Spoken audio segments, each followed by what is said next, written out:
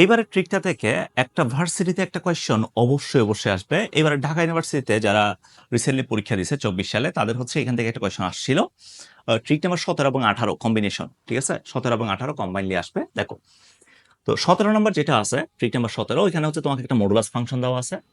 Modulus ফাংশনের ইন্টিগ্রেশনটা বের করতে বলছে। যদি কখনো তোমার কাছে এই ধরনের মডুলাস ফাংশন থাকে তাহলে এটা রেজাল্টটা কি হবে দেখো। এটা রেজাল্টটা হবে, এটা রেজাল্টটা কত হবে একটু দেখো ভালো মতো। তো তোমাকে আপার লিমিটটা কত আছে? 10 আছে। আপার লিমিটটা কত আছে? 10 আছে। আপার লিমিটটা 10 আছে, তাই না ভাই? 10 আছে, ওকে। এখানে কনস্ট্যান্টটা কত আছে? -5। কনস্ট্যান্টটা কত আছে? -5 আছে।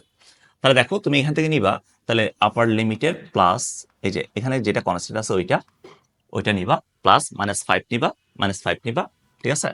এই রাশিটার হোল স্কয়ার নিবা, এই রাশিটার হোল স্কয়ার প্লাস, এরপর লোয়ার লিমিট কত আছে? 0। লোয়ার লিমিট কত আছে? 0। তাহলে লোয়ার লিমিট প্লাস কনস্ট্যান্টটা কত? -5, এটারও হোল স্কয়ার নিবা, divided by 2, divided by 2, divide by কত? Divided by 2। তাহলে কত আসে ভাই এখান থেকে? 10 - 5 মানে হচ্ছে 5 হোল স্কয়ার, 5 হোল স্কয়ার মানে হচ্ছে 25, প্লাস 0 - 5 হোল স্কয়ার মানে হচ্ছে এটা মানে কত? 25। তাহলে 25 + 25 ডিভাইডেড বাই 2, এটা করলে কত আসবে? 25 এ আসবে। তাহলে এটা রেজাল্ট কত? রেজাল্ট হচ্ছে 25। রেজাল্ট হচ্ছে কত? 25। কথা বোঝা গেছে ভাই? ওকে। সো এরপর এটা দেখো, যদি আমরা এটা সলভ করি, এটা রেজাল্টটা কত আসবে? এটা রেজাল্টটা কত আসবে দেখো। এখানে কনস্ট্যান্ট কত আছে? 0 আছে। তাহলে আপার লিমিট হচ্ছে 1, তাহলে 1 + 0 whole square plus lower limit কত? -1, তাহলে -1 + 0 হোল স্কয়ার ডিভাইডেড বাই 2। তাহলে এখান থেকে আসবে 1 + 1 ডিভাইডেড বাই 2 = 1, ঠিক আছে? এটা আসবে, এটা হচ্ছে আমাদের রেজাল্ট। এরপর এটা দেখ, এটা দেখ, তাহলে এখানে কত? এখানে হচ্ছে আমাদের 0, কনস্ট্যান্ট 0। তাহলে 2 + 0 whole square plus 2 + 0 whole square plus -1 + 0 whole square divided by 2, divided by 2। তাহলে কত আসবে?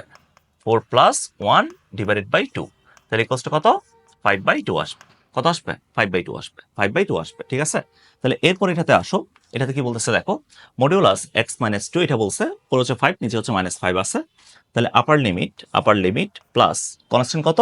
-2, তাহলে -2 হোল স্কয়ার প্লাস এরপর হচ্ছে -5 -5 -5 plus -2, -5 plus -2 whole square divided by 2, এটা আসবে, ঠিক আছে?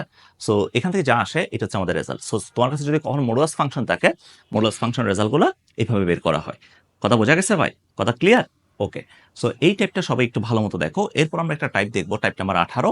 এই টাইপ নাম্বার 17 এবং টাইপ নাম্বার 18, এই দুইটা মিলে একটা কোয়েশ্চেন ভার্সিটিতে অবশ্যই আসে, ঠিক আছে? এটা একটু ভালো মতো তুলো, এরপর আমরা টাইপ নাম্বার 18টা দেখবো।